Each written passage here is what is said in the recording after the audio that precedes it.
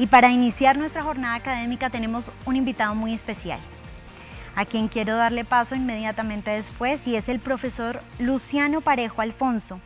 catedrático de Derecho Administrativo de la Universidad Carlos III de Madrid, España, quien nos hablará sobre la última evolución en España de lo contencioso administrativo desde el punto de vista de su función constitucional. Profesor Luciano Parejo, para el 26º encuentro de la jurisdicción de lo contencioso administrativo, es un honor tenerlo con nosotros. Tiene usted la palabra.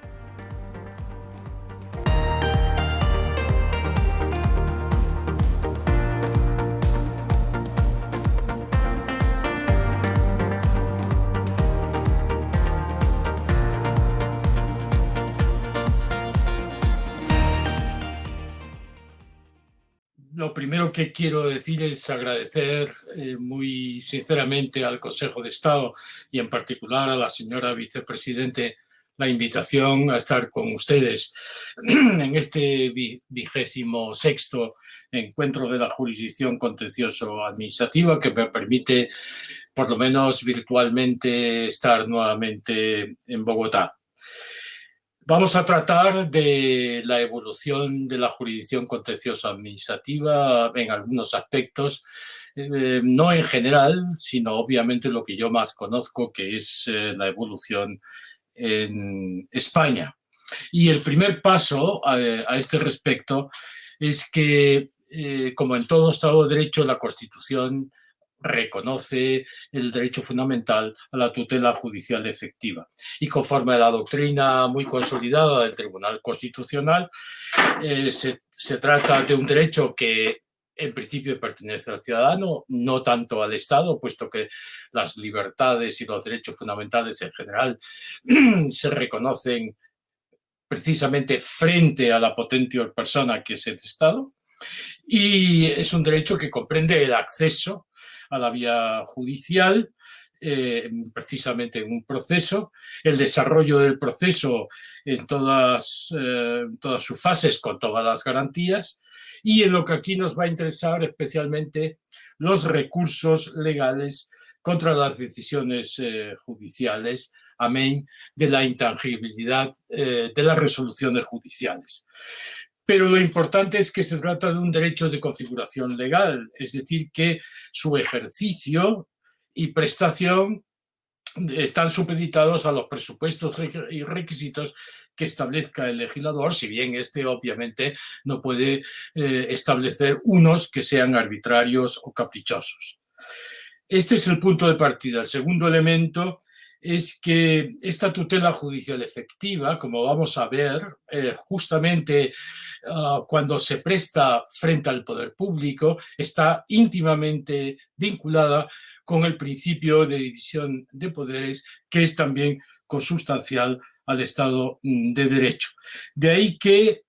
la tutela judicial efectiva frente al poder público administrativo, el poder público en general, se preste, de acuerdo con el artículo 106 de la Constitución, en términos de control. Es decir, que los tribunales controlan, dice la Constitución, el ejercicio de la potestad reglamentaria y la legalidad de la actuación administrativa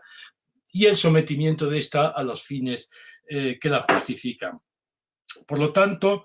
de acuerdo con la Constitución, el poder público administrativo, el poder público ejecutivo, es un poder público al igual que el propio poder judicial, si bien la Constitución solamente formalmente designa al judicial como poder. Esto quiere decir que la Constitución quiere que ese poder público administrativo produzca decisiones y actuaciones que valgan por sí mismas, que sean válidas y efectivas, sin perjuicio de que no sean definitivas, puesto que están sujetas al control judicial. Pero debe tenerse en cuenta que este control judicial, de acuerdo con el artículo 117, 3 y 4 y 5 de la Constitución, está limitado a lo que es la potestad judicial que es juzgar y ejecutar lo juzgado con prohibición del ejercicio de cualquier otra función. Por tanto, esta articulación, cuando se trata de la tutela frente al poder público como control, cuando el juez conoce de pretensiones relativas a decisiones y actuaciones de ese poder público administrativo, es tributaria de la concepción tradicional decantada de la jurisdicción contencioso administrativa, sin perjuicio de que este hoy esté integrado, si bien como un orden jurisdiccional especializado, dentro del poder judicial. El principio de unidad jurisdiccional no está absolutamente establecido, puesto que, por ejemplo, todavía subsiste la jurisdicción militar entroncada en el Poder Judicial ordinario únicamente a través de la sala que se ha constituido en el Tribunal Supremo. Quiere decirse que en España la solución judicialista que se consagró en la Constitución de 1812 y que pretendió reimplantarse con la Revolución de 1868 y la Primera República, jamás ha llegado a fin, puesto que, en definitiva, se consagró por influencia francesa una jurisdicción primero retenida, luego delegada, primero muy limitada, luego la jurisdicción plena, concebida como revisora, es decir, controladora, ex post, con tendencial plenitud, salvo algunas excepciones que no vienen al caso, y que sobrevivió en los términos que estaba establecida incluso a la Constitución vigente de 1978, con algunas excepciones que tampoco vienen al caso. Esta solución constitucional me parece a mí que se inscribe en el contexto del establecimiento por la Constitución de un verdadero sistema de control que se articula por un conjunto muy variado de controles realizados por diversos órganos y en diversos términos que son de distinto tipo, tanto intraordinamentales, interfuncionales o intrafuncionales, como intraordinamentales, o sea, entre ordenamientos y entre funciones, que en definitiva se dejan reducir en último término la clasificación de controles políticos de un lado y controles jurídicos externos, básicamente el control judicial. Y esto es importante si se tiene en cuenta que las transformaciones más recientes de la sociedad y el Estado vienen determinando un desplazamiento, aunque no anulación, desde luego, del interés en la denominada ejecución, es decir, la actividad del poder público administrativa derivada del programa normativo en términos de interpretación y aplicación en forma o hacia, digamos, la actuación dirigida a la resolución de problemas sociales. De tal manera que, una vez abandonado el dogma de la única solución justa, porque lo que hay es una solución correcta, primero establecida por el poder público administrativo en términos no definitivos y luego ya como definitiva la que consagre el juez en vía de control, las normas hoy se entienden más bien como programas de actuación que proporcionan el contexto de la formación de la decisión que va a solucionar el problema social de que se trate. Por lo tanto, lo que interesa hoy de estos programas normativos es básicamente no tanto la precisión de los límites, aunque esto sigue siendo muy importante, límites que impone el principio de Estado de Derecho, cuanto las posibilidades de configuración social que confiere al poder público administrativo para garantizar la calidad de cumplimiento de las tareas a que se refiera. Por lo tanto, esto hace que hoy en día se esté afirmando la posición de la administración en el sistema de poder público como una que deriva no tanto de su contribución funcional a la legitimación democrática del Estado, cuanto más bien desde el punto de vista de la interacción, normación y aplicación, ejecución, puesto que, y esto es lo importante, la actuación administrativa determina la praxis aplicativa de la ley, proporcionando en todo caso al legislador las razones o las ocasiones para eventualmente mejorar o reformar la correspondiente legislación.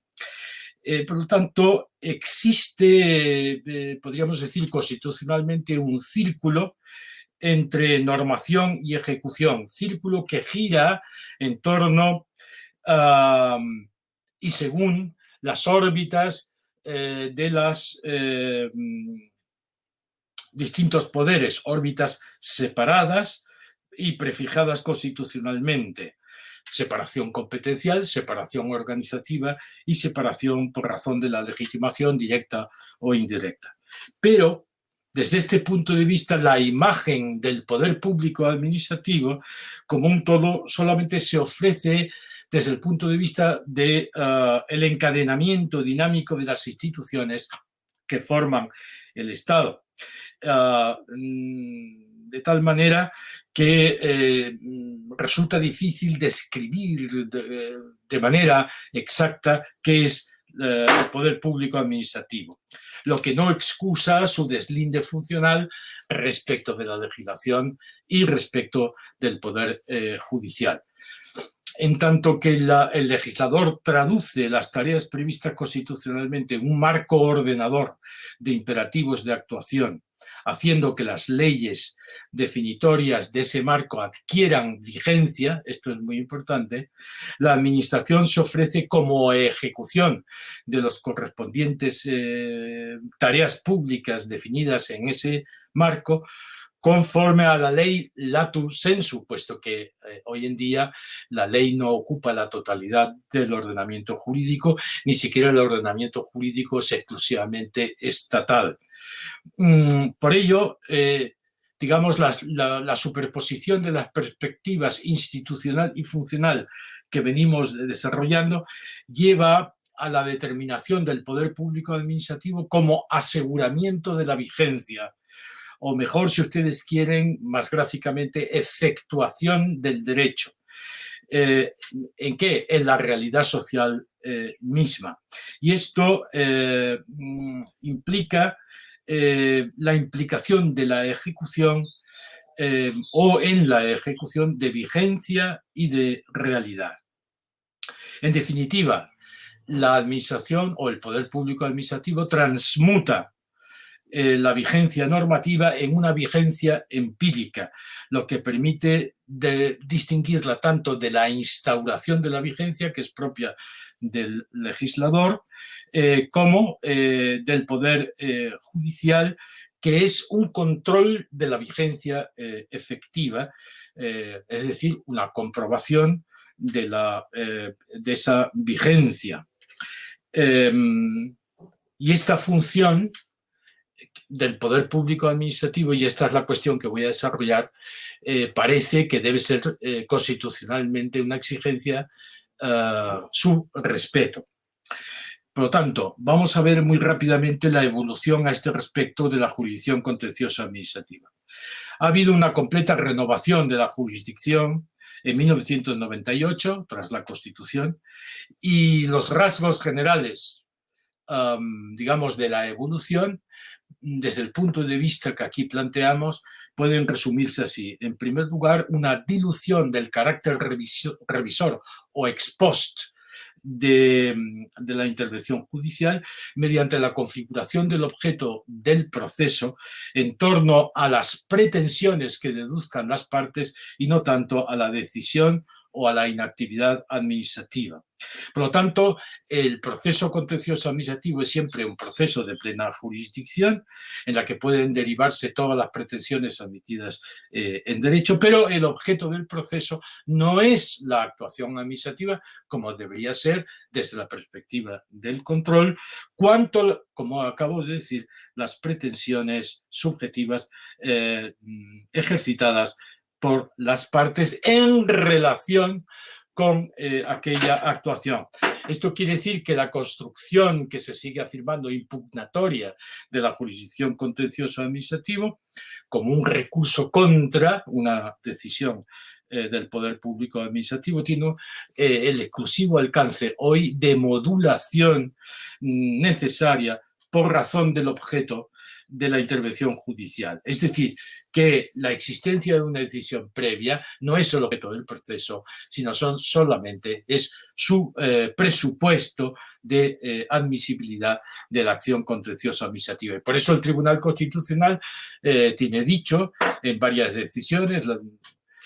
que la jurisdicción contencioso administrativa no es una segunda instancia, sino que es lo que sucede ante ello es un auténtico juicio o proceso entre partes. Y esto también ha calado al final en doctrina jurisprudencial contencioso administrativo perfectamente establecida por el Tribunal Supremo. En segundo lugar, esa dilución se ha extendido, podríamos decir, mediante una pérdida apreciable de la especialidad tradicional de la jurisdicción contencioso administrativo desde el punto de vista de quienes integran esos tribunales. Es decir, hoy en día son no siempre o totalmente jueces especialistas de lo contencioso administrativo. Y esto guarda relación con una mutación importante de la planta judicial contencioso administrativa, que tradicionalmente era de órganos colegiados con doble instancia, y actualmente se han introducido órganos unipersonales, los juzgados de lo contencioso administrativo, provinciales y centrales, con merma muy sustancial de la apelación. Todo esto al final confluye en lo que podríamos llamar una normalización del proceso contencioso administrativo por referencia al proceso ordinario de la jurisdicción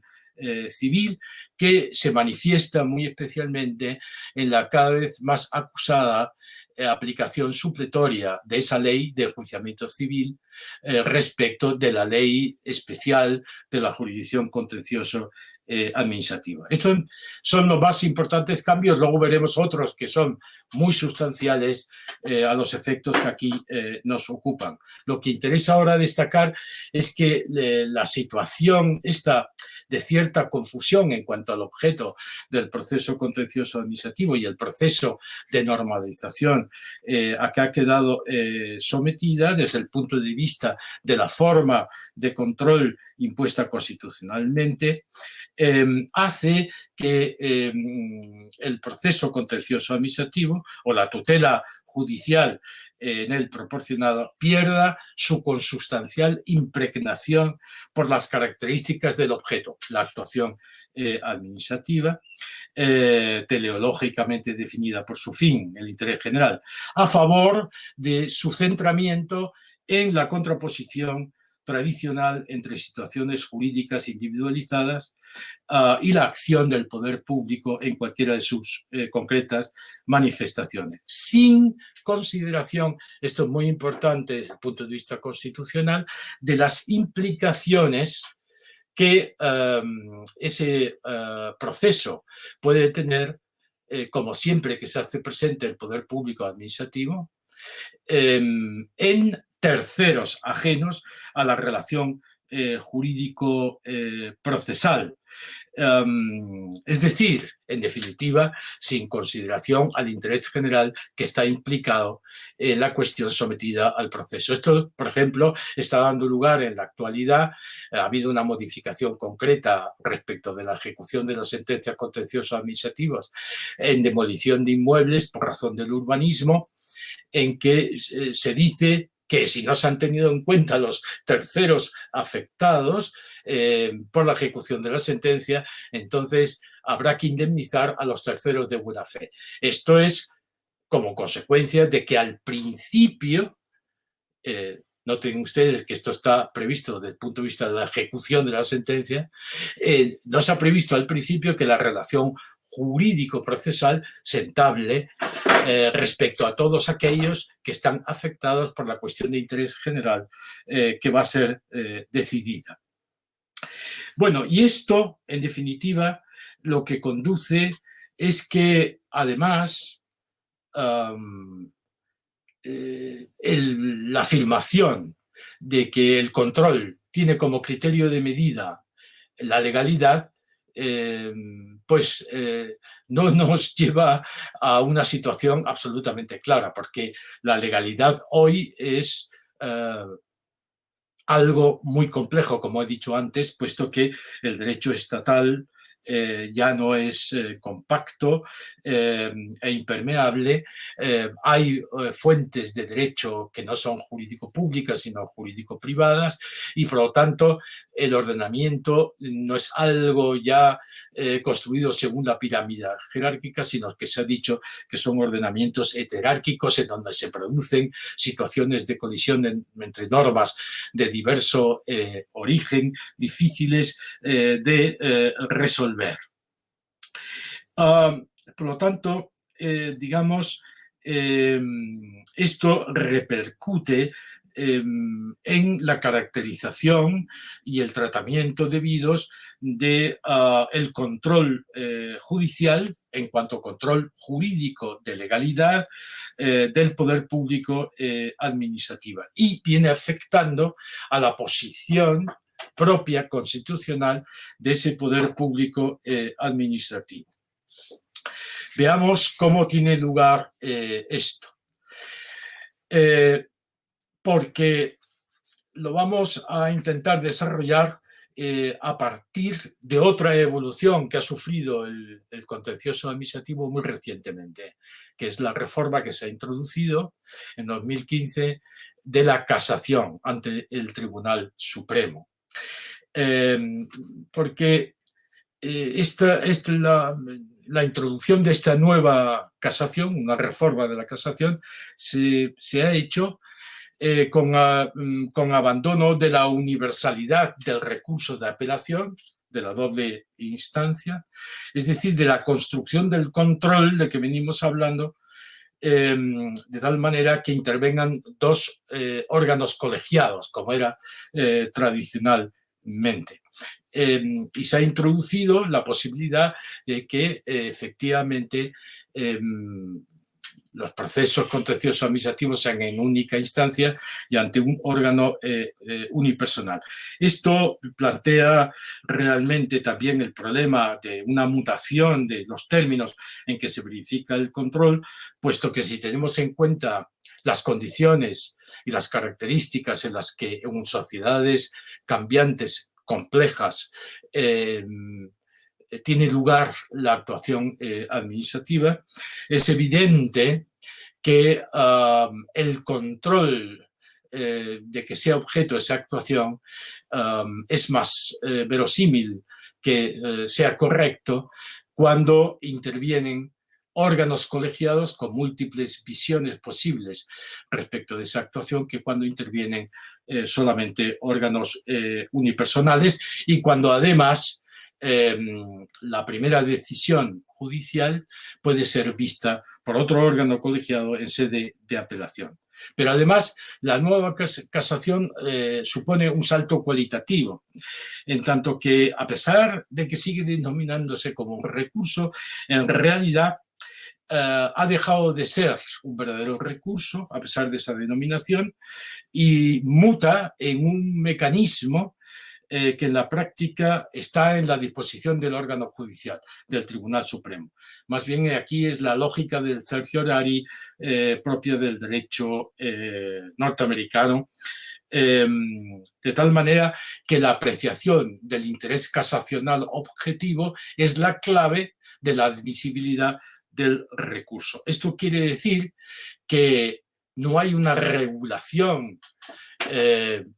digamos, detallada de los requisitos que determinan la admisibilidad del recurso, condición esta que es inexcusable para que pueda hablarse de un verdadero derecho subjetivo a ese recurso, a acceder a la casación, sino que la admisibilidad de ese recurso depende de la apreciación discrecional, muchas veces prácticamente, del Tribunal Supremo acerca de si realmente la acción ejercitada reviste o no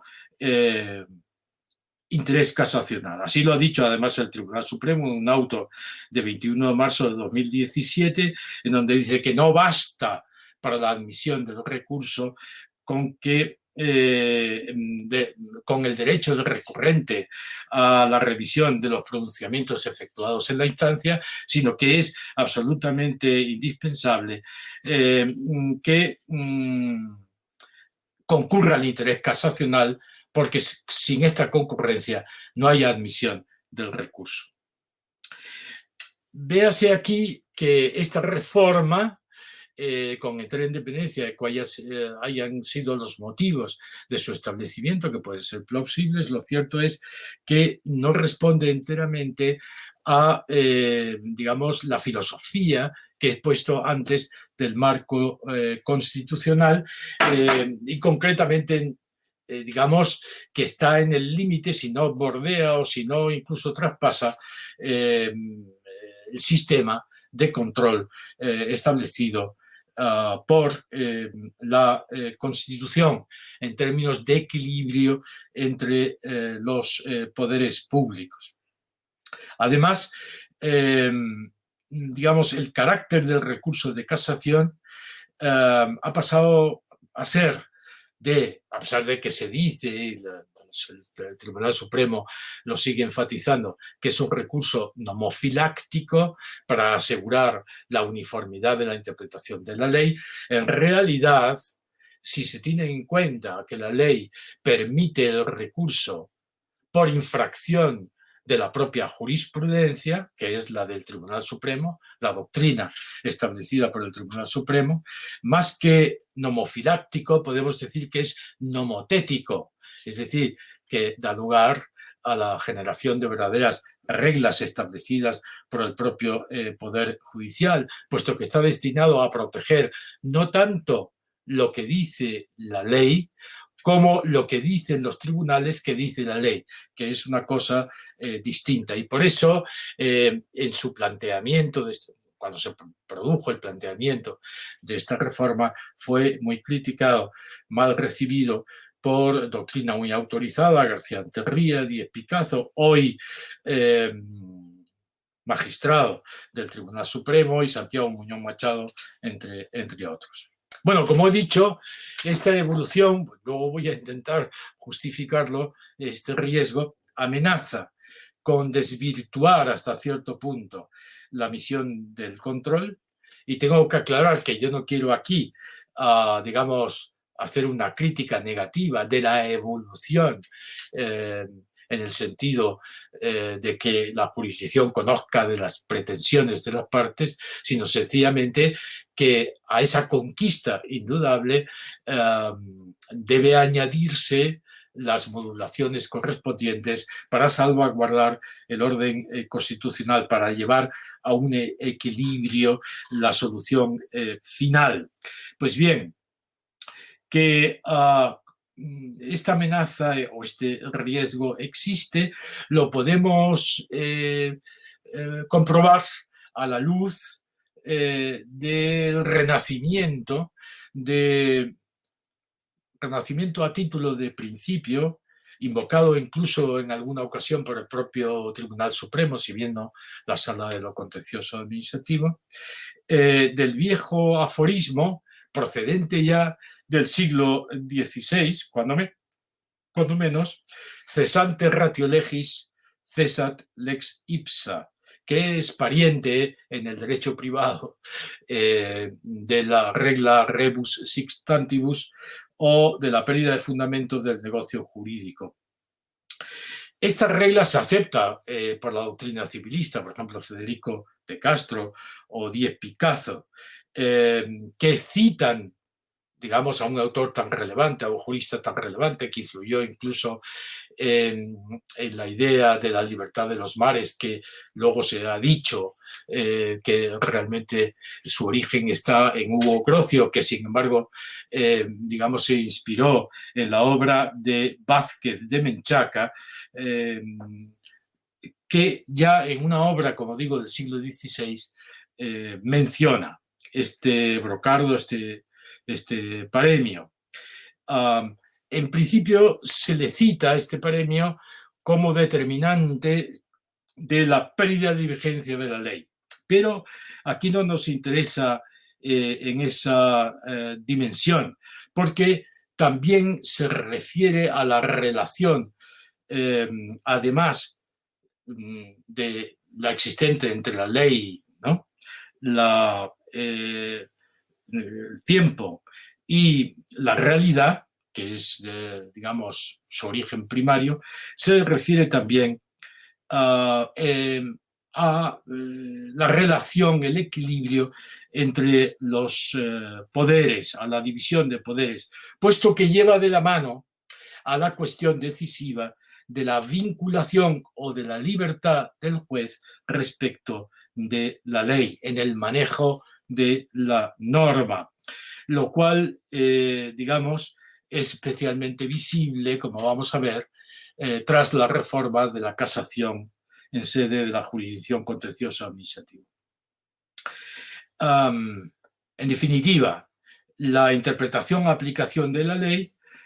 no es en último término sino un problema de la división de poderes, como acredita la cuestión del derecho de examen y en su caso del derecho de rechazo de la norma por parte del juez.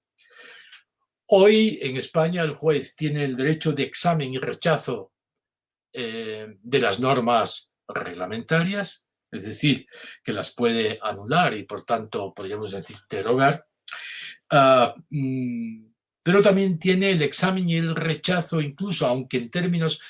en el efecto, no de anulación, sino de inaplicación, cuando está involucrado el derecho comunitario europeo dotado de primacía respecto del derecho interno, y existe una doctrina del propio Tribunal de Justicia Europea, una doctrina clara, la doctrina del acto claro. Desde este punto de vista, es decir, de las implicaciones que el aforismo aludido tiene para el principio de la relación de poderes, la vinculación del juez a la ley, podemos hacer tres aproximaciones. En primer lugar, la que se expresa en la regla de que el alcance de la aplicación de la ley debe ser conforme a la Constitución y que esa interpretación conforme está acotada por el fin de la norma, ratio legis. Aquí existe una doctrina del Tribunal Constitucional que demuestra lo que venimos diciendo, porque señala el principio de interpretación conforme como exigencia, que la validez de la ley solo ha de preservarse cuando permite una interpretación conforme con la Constitución, es decir, cuando no excluye cualquier interpretación disconforme con la Constitución y, por tanto, permita salvar la primacía de la Constitución. En cuyo caso, además, porque cuando no se permite salvar, existe la declaración de nulidad y, por tanto, la exclusión de la ley. Pero incluso cuando es posible salvar la conformidad con la Constitución, aparece la sentencia interpretativa. Es decir, que, como dice el propio Tribunal Constitucional, la norma enjuiciada va a valer en el futuro solo en la medida en que se aplique en virtud de la interpretación o los términos de la interpretación establecida en el fallo de la sentencia. Lo importante aquí es la implicación del fin y, por tanto, el margen de apreciación que tiene en este caso el juez constitucional en la medida en que procede una interpretación conforme cuando el resultado final de la interpretación conduce o es materialmente conforme con la Constitución. Es decir, se excluye cuando el resultado final es distinto al querido por la Constitución, lo cual hace del juez el intérprete, digamos, del orden de valores constitucional. Y añade el Tribunal Constitucional los jueces y tribunales ordinarios ante la duda de si una norma, una ley, es no una norma reglamentaria, una ley es o no conforme con la Constitución, solamente tienen una alternativa. O la interpretan conforme a la Constitución o plantean la cuestión de constitucionalidad. Bueno, por lo tanto, al contrario de lo que sucedía en el positivismo jurídico, hoy la orden normativa del legislador solo es legítima cuando cumple una serie de requisitos, además de su pura aplicación mecánica. Es decir, que no vale solamente la orden normativa, la orden de cumplimiento del legislador, sic volo, sic iuveo, sino que además es necesario que, sobre todo en el ámbito de la intervención del legislador y del Estado, en la vida de los ciudadanos y por tanto en la distribución social de la libertad, persiga el legislador precisamente, y esta es la legitimación, así vale la ley, cuando persigue fines que son acordes con el orden de valores constitucional. Bien, de esta forma, por lo tanto, la Constitución disuelve el planteamiento de que la adecuación a la ley corresponde solamente al legislador. Y abre el campo de esta manera al juego del aforismo que venimos comentando. Ejemplo muy reciente de la doctrina del Tribunal Constitucional, al planteamiento con motivo de que justamente en la regulación de la casación se ha introducido el llamado recurso de casación autonómico ante los tribunales superiores de justicia de las comunidades autónomas, cuando, digamos, la infracción se predica del ordenamiento de la respectiva comunidad autónoma, pero esa regulación establecida en la ley es muy deficitaria, habiendo producido decisiones de tribunales superiores de justicia, digamos, uno de Extremadura, señalando que como no hay dentro de ese tribunal secciones distintas, es imposible que se pueda constituir una sección con magistrados que no han intervenido en el proceso para enjuiciar el posible recurso de casación, frente a la cual se produjo una sentencia del Tribunal Constitucional de 2018 diciendo que eso no era así y que por lo tanto no tenía razón el tribunal. Pero sin embargo luego el Tribunal Superior de Cataluña ha dicho que hay que inadmitir el recurso porque la regulación que se contiene en la ley es absolutamente insuficiente y desde luego en cualquier caso no cabe recurrir por similitud con respecto a lo que sucede en el recurso de casación ante el Tribunal Supremo. No cabe recurrir ante el propio Tribunal Supremo sentencias del Tribunal Supremo, que todo lo más cabría recurrir sentencias producidas en sede de los juzgados contencioso administrativos. Bueno, ante este complejo, que por cierto ha sido resuelto ante la disparidad de soluciones mediante una interpretación que es la que se viene aplicando por parte del Tribunal Superior de Justicia de Madrid, que es el caso más claro de digamos, pronunciamiento judicial integrador de una norma legal. Lo cierto es que, por último, el Tribunal Constitucional, en la sentencia del Pleno de este año, de 22 de julio, sentencia 98-2020, viene a desautorizar al Tribunal Superior de Justicia de Cataluña y a decir, en definitiva, que aunque sea deficiente la regulación de la ley, en definitiva hay una interpretación que sostiene que hay, digamos, una lógica continuidad entre el recurso de casación en el Tribunal Supremo y el autonómico, y que por lo tanto una sustitución de uno por el otro, de tal manera que debe aplicarse la regulación establecida para el Tribunal Supremo para integrar las lagunas referidas al recurso autonómico. Y esto realmente ha sido objeto de una crítica contundente por parte de la doctrina, puesto que viene a decir que realmente la argumentación del Tribunal Constitucional es inconsistente. Pero en cualquier caso, lo que aquí nos interesa destacar es que esto constituye un ejemplo, digamos, del riesgo en que se incurre cuando la vinculación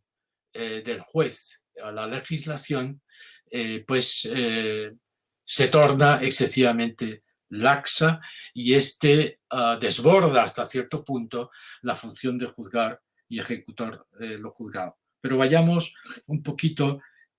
más allá. De tal manera que, segunda aproximación de la que decíamos, el aforismo, digamos, es perfectamente adecuado para el caso que venimos desarrollando, la exigencia de interpretación conforme con la Constitución. Y en tercer lugar, el aforismo se refiere a la influencia, en definitiva, del cambio de la realidad y de la percepción que se tiene de lo que sea derecho como factor que es capaz para dejar en el vacío, vía interpretación, decisiones legales explícitas o implícitas. La influencia del cambio en la percepción del derecho es uno de los temas preferidos en la teoría general y en la teoría sobre el método, puesto que trata precisamente sobre la medida constitucionalmente correcta de la libertad y de la vinculación del juez. En cualquier caso, la técnica está perfectamente consagrada en la realidad. Reglas más o menos explícitas, como acabamos de ver, son dejadas de lado bajo invocación de cláusulas generales o determinados principios.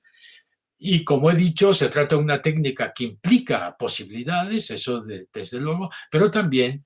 riesgos evidentes. Y voy a traer un segundo ejemplo a colación, también muy reciente, esta vez del Tribunal Supremo, sentencia 1421 de este año, de 28 de mayo. Porque esta sentencia, enfrentando un problema, digamos, en que se había practicado una vía de apremio, una liquidación tributaria, con un recurso que se había deducido en vía administrativa, pero que no se había resuelto expresamente, sino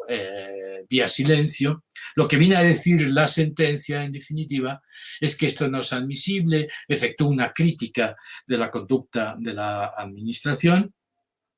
y viene a decir o a resolver que cuando, digamos, cuando se haya recurrido con independencia en vía administrativa, con independencia de si se ha solicitado o no la suspensión de la ejecución del acto administrativo, hasta que no se resuelva expresamente el recurso administrativo contra el acto, ese acto no puede ser ejecutado. Bueno, esto es una solución judicial que se hace contra un precepto expreso de la ley, y además de una ley muy reciente, la ley de procedimiento administrativo común, que es también de 2015, y que inmediatamente ha recibido una crítica doctrinal muy contundente por Germán Fernández Ferreres, que viene a decir que la sentencia se extralimita y yendo mucho más lejos de lo que le corresponde en su estricta función casacional, puesto que la sentencia prescinde sin más de la ley, recurriendo, según ese autor, a argumentos sin consistencia. Prescinde de la ley aplicable al caso, que es el artículo 117 de la Ley de Procedimiento Administrativo, que no establece la regla que dice el Tribunal Supremo, sino justamente la contraria. Y esto lo ha hecho el Tribunal Supremo sin poner en cuestión la constitucionalidad de ese precepto legal. Aquí el autor que critica pone en valor que quizás lo que proceda es precisamente aconsejar una reforma legal que clarifique definitivamente la cuestión. Pero también destaca que la nueva casación, si bien realmente cumple una decisiva función que realza mucho más la posición institucional del Tribunal Supremo, como contrapartida, sin embargo,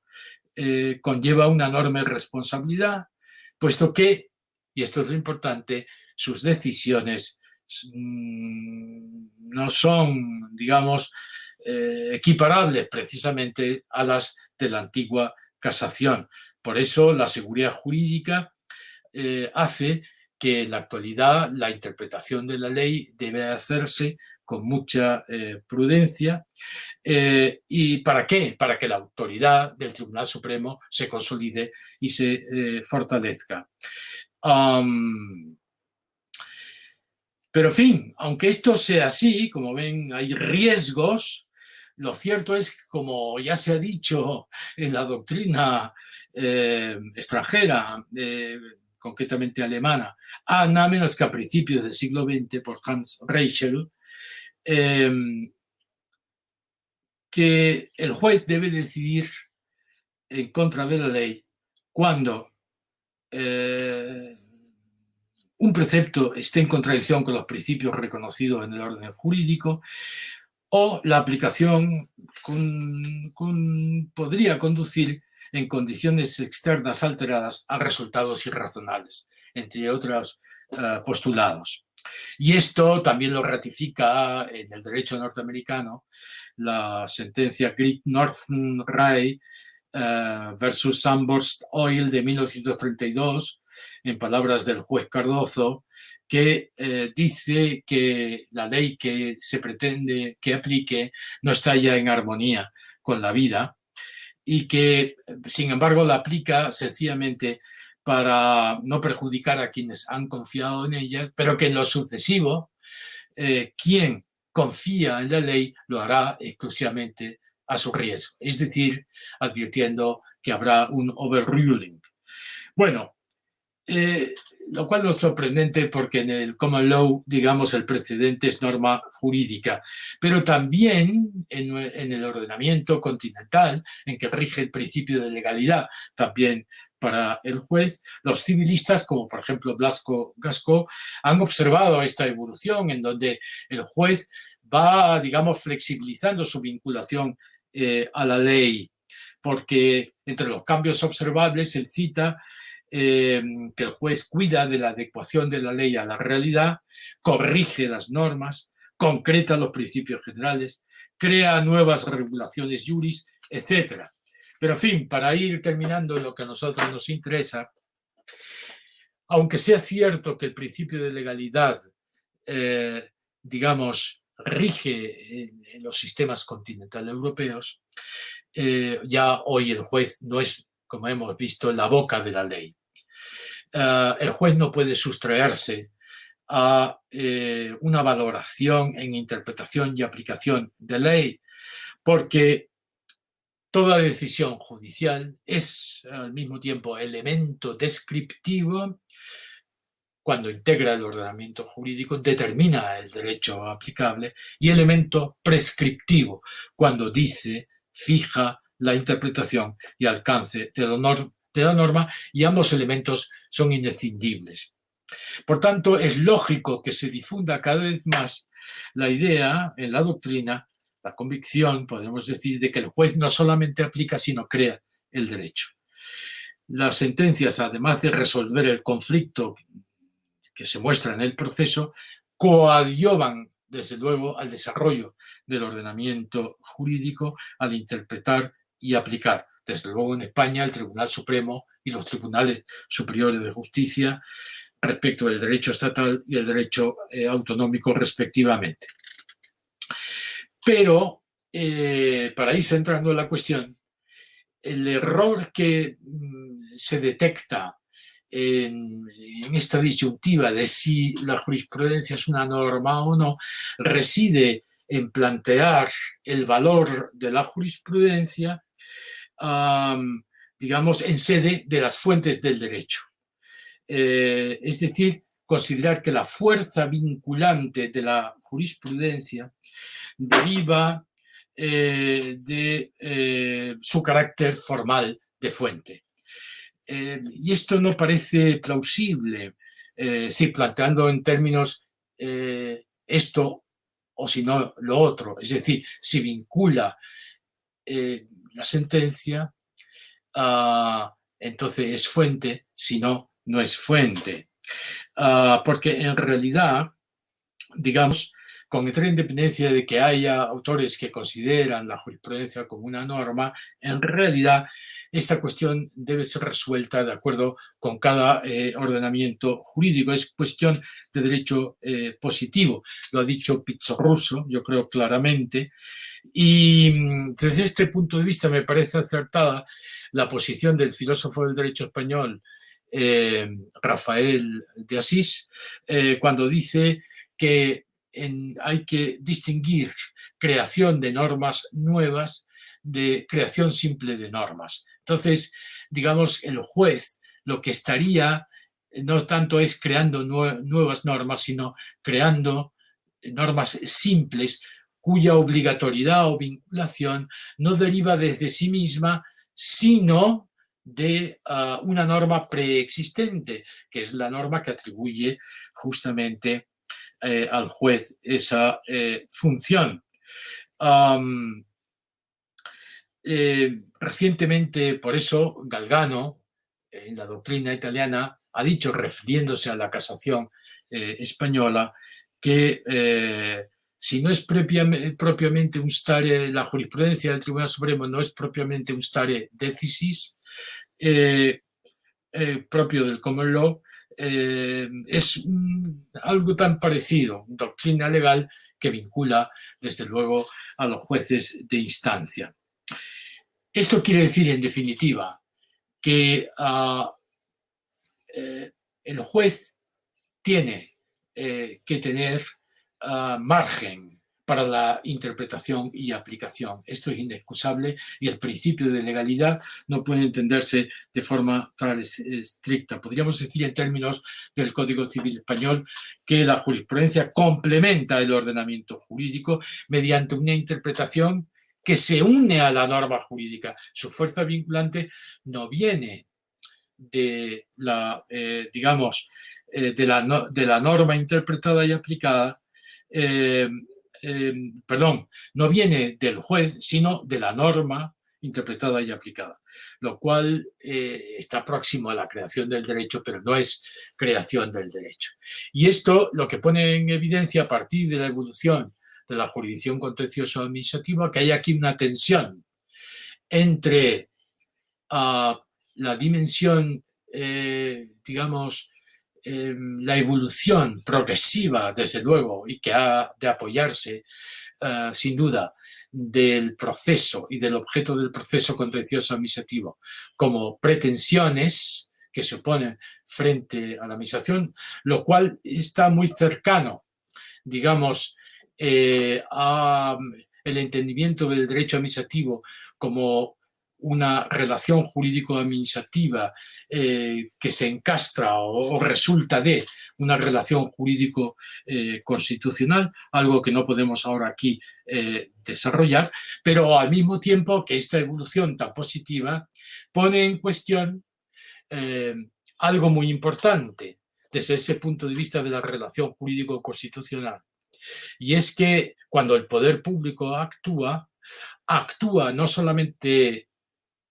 en términos de aplicación de la norma, sino para realizar el interés general, lo cual quiere decir en representación de todos los terceros que se ven favorecidos y que no están en el proceso. Y eso no aparece en la dimensión expuesta, en la evolución positiva. Y sí aparece, sin embargo, en la configuración constitucional del proceso contencioso administrativo como control de la legalidad y sometimiento al fin que justifica la actuación administrativa. Y lo que debemos trabajar en lo sucesivo es, por lo tanto, cómo armonizar ambas dimensiones para que realmente el orden jurisdiccional contencioso administrativo pues tenga, digamos, un futuro de desarrollo positivo como lo ha tenido hasta ahora. Muchas gracias.